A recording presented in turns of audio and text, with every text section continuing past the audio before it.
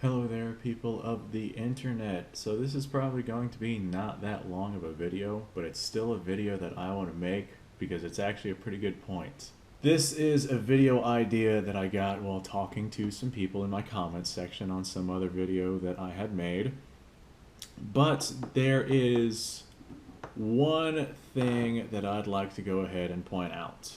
This right here is a good example, but I feel like this kind of paves the way for why basically everything that is considered obsolete might not be as obsolete as people say it is. My example here is a 1911 A1 clone. This is Turkish made, nothing real special about it. I have been told by many people that the 1911 is obsolete. And in a lot of ways it is. With the advancements in technology and advancements in firearms, the 1911 is actually considerably obsolete whenever you take into account everything that we have today. The standard set by today is just so high. The 1911 is a single stack, 45 ACP, very heavy handgun. It can be shortened and lightened, but it cannot stack up to some of the different firearms that we have available on the market nowadays. Now, of course, every firearms is going to have its perk. For the 1911, one of the greatest perks about it is the trigger. 45 ACP is also an extremely powerful and potent round. Most of your modern defensive firearms, like most people are going to want them chambered in 9mm. 45 is considered to be an obsolescent round, not necessarily obsolete, but 9mm has come such a incredible long way since its first developments, and it really will, ballistically speaking, give 45 ACP a run for its money and then some. So whenever you get yourself, a polymer Tupperware handgun that can hold 20 rounds of 9mm that has ballistically the same coefficients as a 45 ACP, and then you compare it to the heavier steel frame 1911 with a third of the capacity on ammunition that is more expensive to find and procure, and you think about how the 1911 is not really suitable to running ammunition that isn't ball ammunition.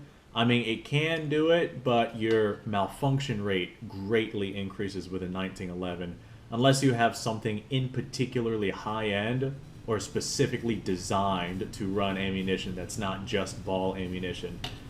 The 1911 was designed for ball ammunition, which is why it runs ball ammunition decently, but it won't run other kinds of ammunition just because it gets caught up inside the system. It's just not made for it. Whereas a lot of your modern firearms, especially the ones primarily pointed towards defensive purposes, they take into account, running hollow points or soft points or the rip rounds or whatever it is that you're wanting to run through your firearm.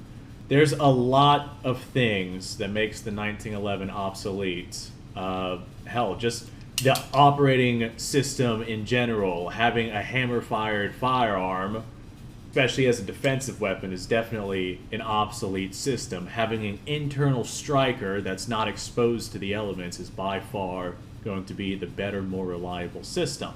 But there is one thing that not only the 1911, but basically all of your surplus obsolete firearms have that make them not obsolete, and in many ways actually make them better than the firearms that we consider to be new, high-end, the next age of technology, the firearms that have turned these firearms into obsolete firearms. And that is the one main factor that makes people go for firearms like this. They're cool. The main thing that makes these not obsolete is the fact that these right here have such a historical and sentimental significance, not only to people who are familiar with them, but people that are unfamiliar to them. Many a time I've seen those that are young or not in the gun community or don't know anything about firearms, and they want a specific rifle like a Mosin or an M1 Garand, or they want a 1911. Lots of people want these 1911s. It is a fantastic way for somebody who knows nothing about firearms to get into the world of firearms. Whenever you give them something that resonates with them, you give them something that they find sentimental attachment to, whenever you give them something that they are like, wow, I've seen that in so many movies, so many video games, so many TV shows, so many documentaries. There's so much that has happened with this gun, and now I have one. This is so cool. I want to go out and shoot it. They might not get that feeling if you hand them something like a Glock, which is one of the one of the most non-obsolete firearms on the market today, with lack of a better term there. Just because there's firearms out there that do things better does not mean that they are better in absolutely every aspect. In my personal case, I think a 1911 is way, way more interesting and way cooler and way funner than a Glock any day of the week. As a matter of fact, I own a 1911, and I have owned several of them, but I've never owned a Glock. I don't have a Glock. And of all the firearms that I have in my collection, a Glock is not among them. I'm not against having a Glock, they're just boring to me. I can't be the only one who feels like that, right? I mean, I have a Taurus. It's a polymer frame, double stack. It holds 12 rounds of ammunition. You take it, shoot it, pull the trigger, it goes bang. But for a 1911, I can show this to anybody, and they're like, wow, that is the coolest thing, especially if they don't know a lot about firearms and are wanting to get into it. This right here is just such a great starting point. Or I could show them my immaculate M1 Garand, and they're like, holy crap, that thing looks like new. I've seen that in so many World War II movies. That is so cool. Or I could show them like the Springfield '06 rifles. Those like get a lot of attention. They're so popular.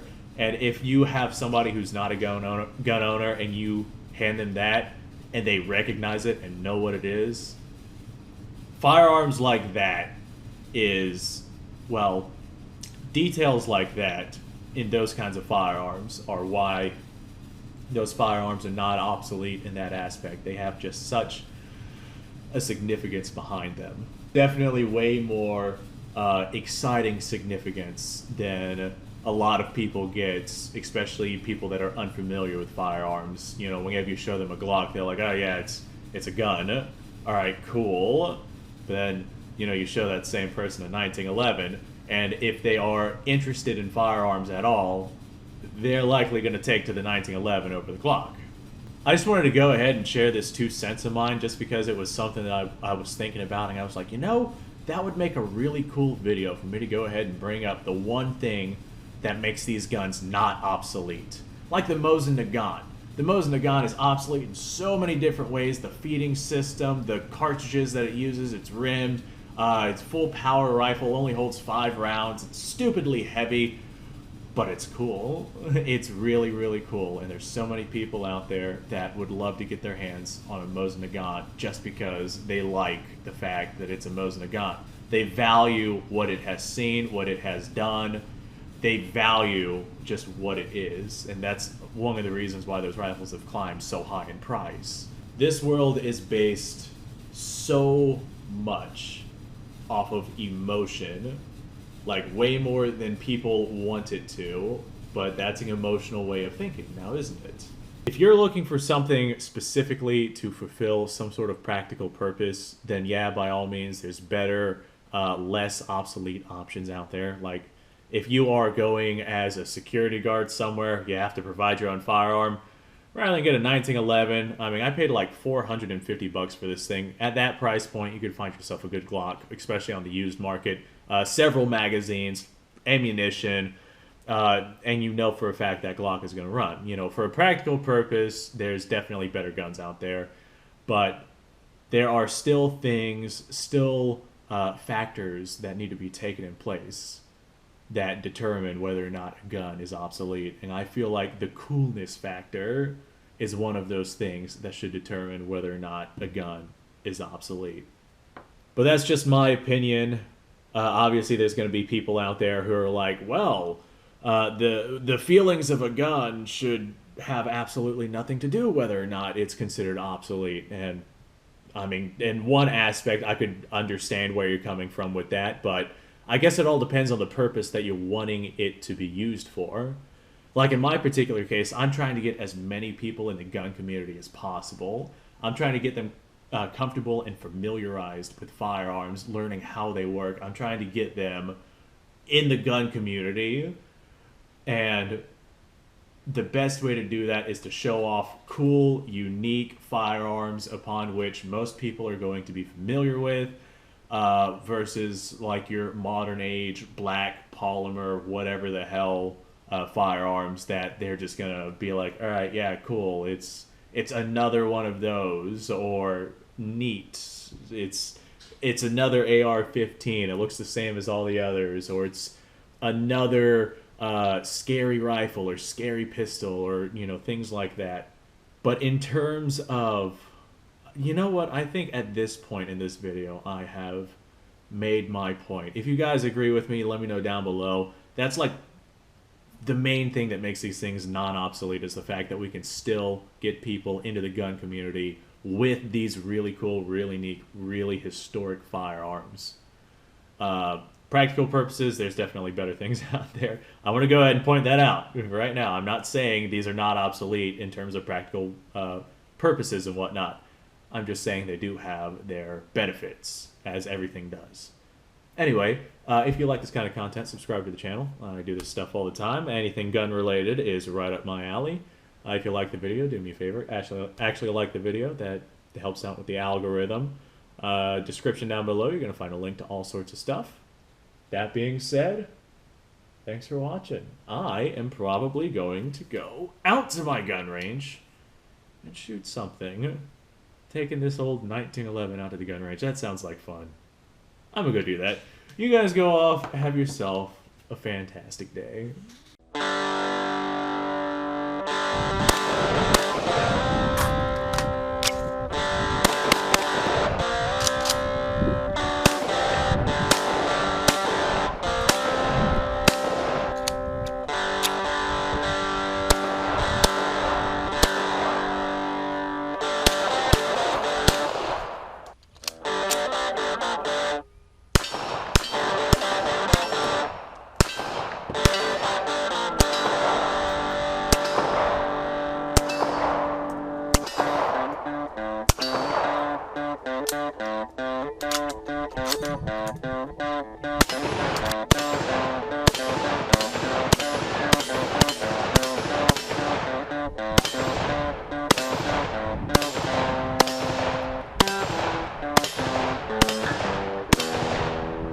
Been a little while since I've done this.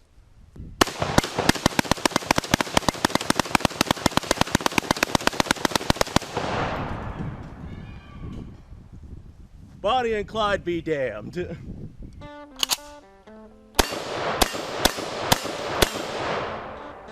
Poor man's Garen.